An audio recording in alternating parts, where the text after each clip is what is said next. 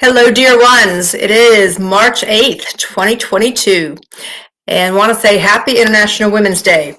Always fascinating to me to see how many people like jumping onto the bandwagon of different days like that, which I think can be lovely. It gives us a new level of awareness, and I celebrate International Women's Day every day of the year. So there you go. Wanted to jump on here today for both our Facebook and our YouTube audiences and share some thoughts around the belief systems that we have in the world. So I'm sending you all much love and much heart here today. And what I'm noticing is that we are each being invited to take a different look at how attached we are to our beliefs in the world. How attached we are to our beliefs in the world. So hear me out as we go through just a couple of these. One of the lessons that I have certainly, I'm being taught is when you go through, let's say, a challenging time. Maybe it's a relationship in your life that's challenging. Maybe it's an interaction. Hello, dear ones. Maybe it's an interaction that we have with somebody or with an organization or with just somebody that actually is in our world. You ever see those things repeating itself and playing out over and over again? And you wonder why. You know, on a conscious level, you say, I'm not sure why I'm still having problems with this issue. I thought I solved it, and then let it go on. Well, here's what I'm learning, dear ones, and I wanted to offer this for all of us, is that these situations and these conversations, either spoken or unspoken, keep coming up in our life when there is something else for us to learn from it. So we may learn the first layer and then be encouraged to learn the second layer or the third layer. And so when I had a family situation, I actually was like, okay, I've done the work, thought I did the work, completely convinced I did all the work. And my divine team kept saying, you still have attachments to the belief systems that are surrounding it. Well, what does that mean? So I dove into this word called construct. We each have constructs, a system of beliefs around everything that happens in the world.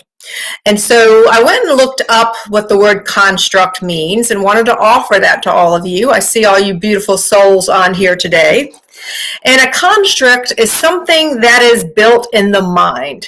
Something that is built in the mind.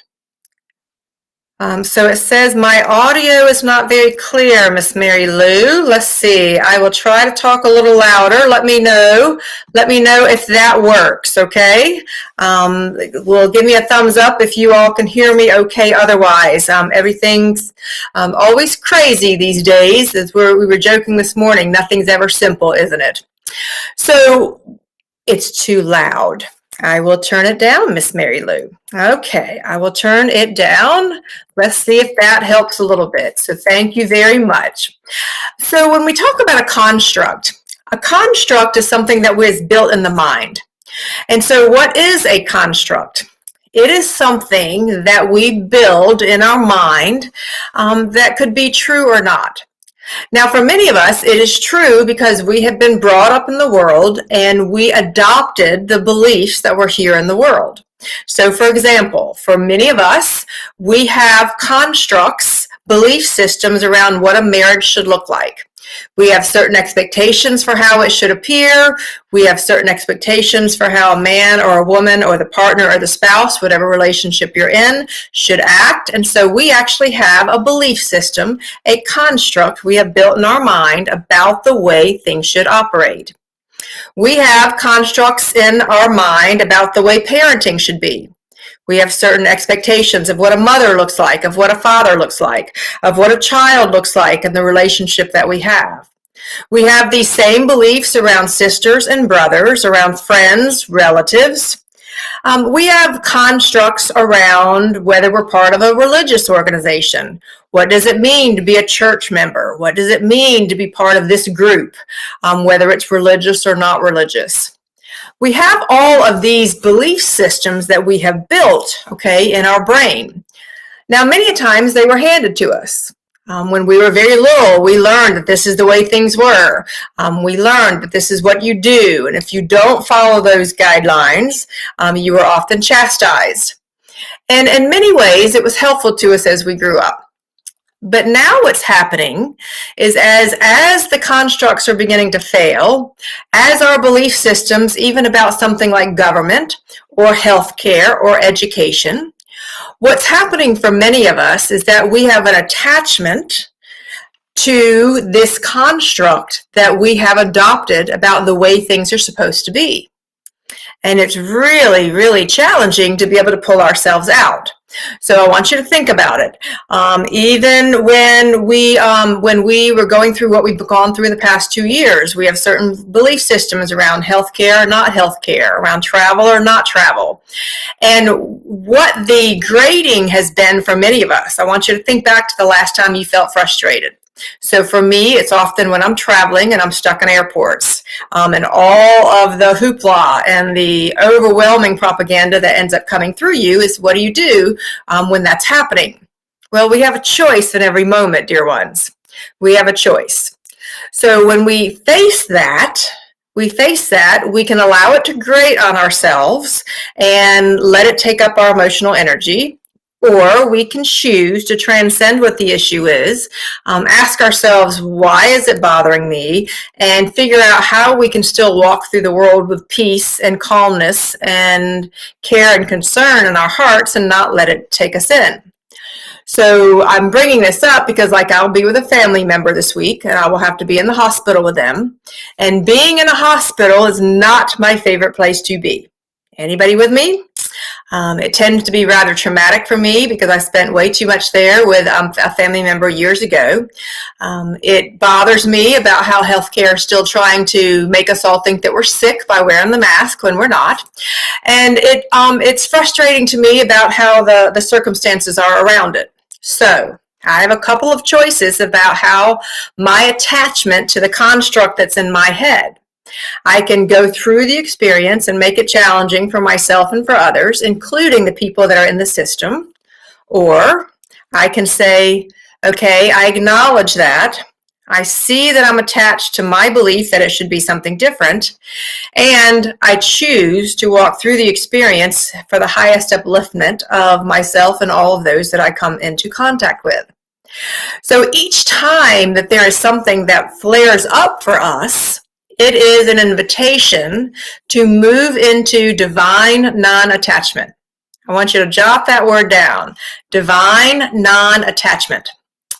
We all have attachments to these constructs. In fact, my divine team has had many conversations and said, Kim, you're simply not finished with this lesson yet. You still have attachments to the outcome. Well, that's frustrating to hear, don't you think? So I'm like, okay, please show me where the attachment is. And so the attachments show up in, one, in the way we believe the world should be. Two, sometimes it shows up in how much we value ourselves. We need someone else's reaction to help us affirm or disaffirm something that we're battling with. We need someone else to feel the energy that's inside of us. We need someone else to bring us calm, when in fact, our link to calm is our link with Source, our link with the divine. Now, this is easier said than done, dear ones, because we have lived a lifetime absolutely committed to these constructs. And in fact, not only have we been committed to the constructs, we have actually passed them on to our kids. We expect the way the world is. So I've been living through this even with a young person in my life. She's very much a rule follower. And in her early 20s, that's what she has been taught, right? That's the way society rewards you, behaving or not. Think back all the way to school, and rule following is important to her.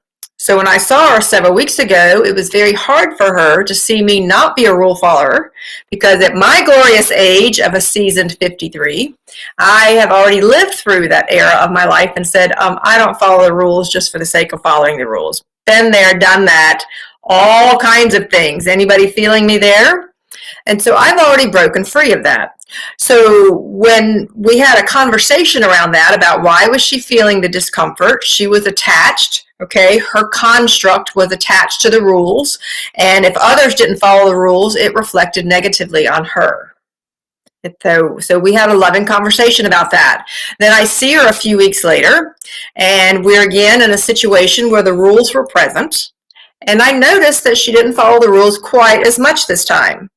So what she did is that during the time that we were together, she pushed herself out of her comfort zone a little bit. And then when she was alone, she went back to the place where she was.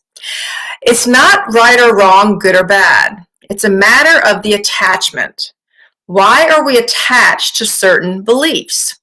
And so what's challenging for all of us, dear ones, and the reason I'm bringing this up here today is because right now, everywhere we look, our beliefs are being challenged. What do you mean it's not like that? What do you mean this is not like that? I had planned on this. I would like a schedule. Can't you tell me how this is going to play out? And all of those things are there for our lesson to learn about how do we have divine non-attachment to all of these constructs. Can I lay down my expectations of what a marriage or a relationship is supposed to look like?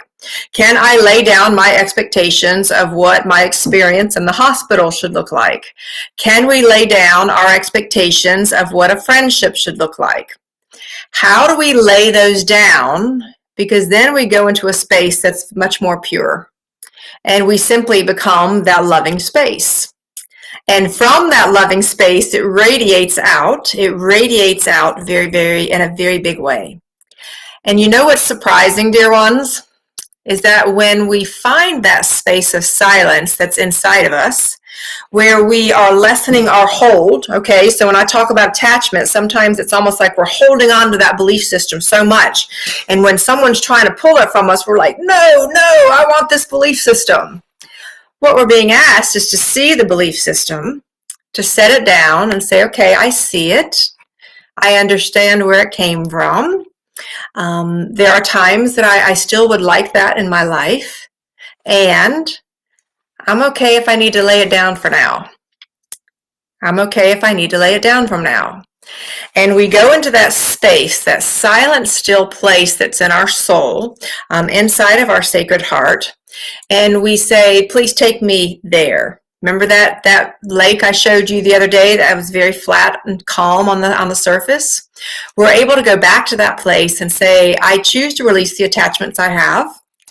And I choose to go back to this place of silence.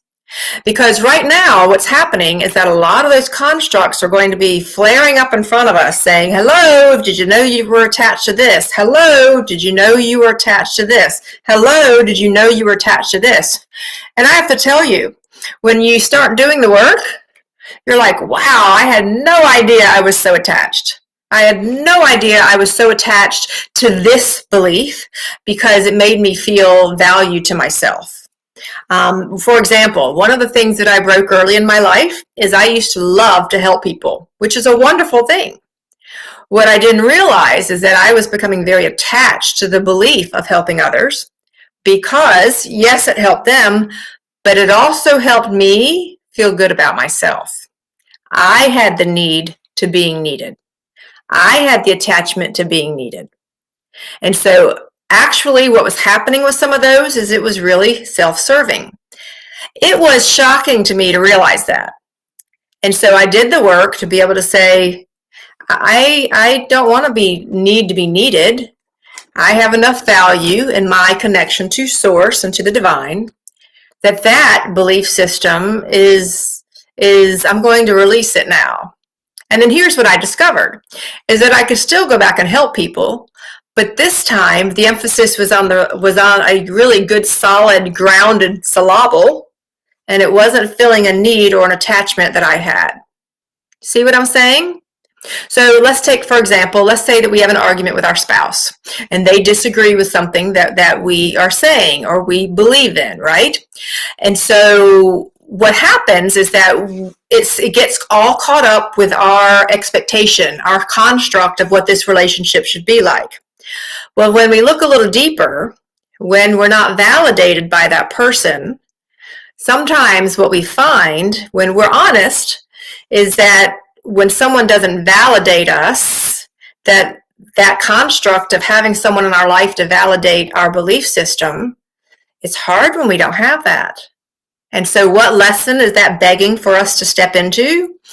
It's stepping into the fact of saying you need no external validation for where you are, dear one. Your validation comes from simply breathing, from simply being connected to the divine and simply being here.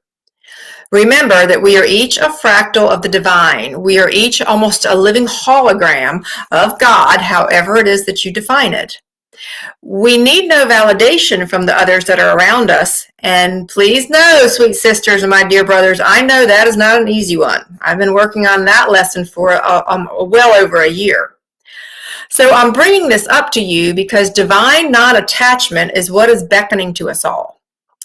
If we think the last 2 years have been kind of crazy, what's going to be happening over this next 6 to 12 months is a lot of our constructs are going to be right there in front of our face.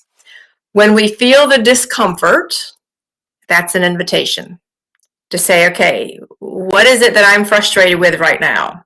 What is it that I don't like? What is my attachment to this belief? Okay, so for me, when I was traveling, my attachment is that I don't like the rules. I don't think there should be those kind of rules. So I get into almost a fight energy. And what I did the last trip is used it as an opportunity to strengthen my muscle for divine non-attachment and say I could still be happy walking through the world, walking through the 3D world as it is, and I can find my place of happiness regardless. I don't have to be dependent upon what it is that I see and I'm experiencing in this moment to be what gives me happiness. You see where I'm coming from, dear ones? Now, I know this is a big subject, and Claude, I so appreciate your thoughts. What happens is that we tend to count on and look to things that are outside of ourselves. So what's happening right now with all the discussion around war, all the discussion around Ukraine and Russia.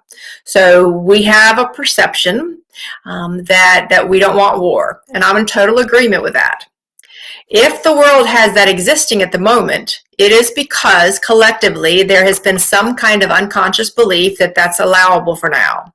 What we're each being asked to do is to say, I see that.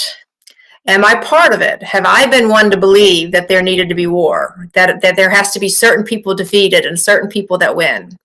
Or am I ready to release that attachment, that construct that many of us were brought up to buy into, hook, line, and sinker, dear ones?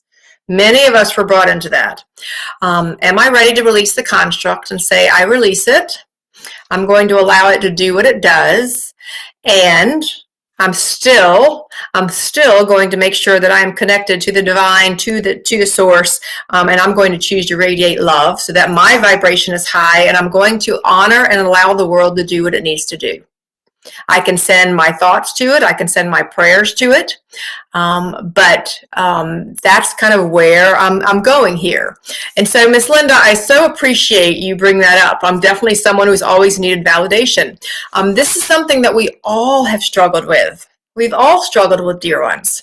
And I don't want you to feel alone in that struggle. When we sit down and peel back the layers, and so I love that, Miss Mary Lou, joy and peace. You know what, one of the things that I needed to undo myself is that I had this construct that everything should be happy, everything should be good. And when things were not what I perceived as good, then all hell broke loose and the world was bad and yada, yada, yada.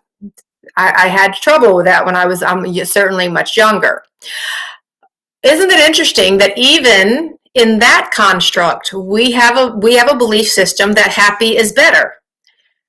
Isn't it interesting that some of us have learned some of our most profound lessons in some of the toughest of times? All of a sudden, we begin to find, maybe there's a purpose in that. We've all met people that have been through very difficult times, and they are some of the strongest, most grounded, and most profoundly wise people that we've ever met. And then we've met people who have had almost no trouble in their life, and they are not able to weather the changes. They tend to be very superficial, and they have no real wisdom about how to connect when things start to shake up. You remember how we bend both ways? So even in those simple things, there is a purpose in all things. when we're in good times and when we're in tough times, when we have much and when we have little. So the divine non-attachment that's beckoning to us each right now, dear ones, is asking us to release our grip. Asking us to release our grip on all of these constructs that we have.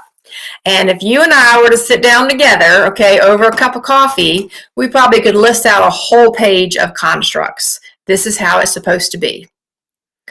May we each begin to tune into that silence within, tune into that connection with the divine, and say, please show me where I still have some attachments. Please show me that if I'm not receiving validation, help me release it, help me transmute it. Please show me where I believe happiness is always better than challenge, that perhaps I can release my hold on it and acknowledge that there's value in all things. That there's value in all things. And so I appreciate so much all of you being honest on this channel and sharing these things, because that's part of how I'm inspired to bring up these things. You know what? I am very, very grateful for the lovely place that I'm in life. And I'm also grateful for the times when I've had nothing. Because when I've had nothing is when I've learned how to appreciate when I did have things, whether it's people, places, or things. So our attachments come in many levels and many layers. They show up in many different ways. Ask yourself, where am I attached to a construct?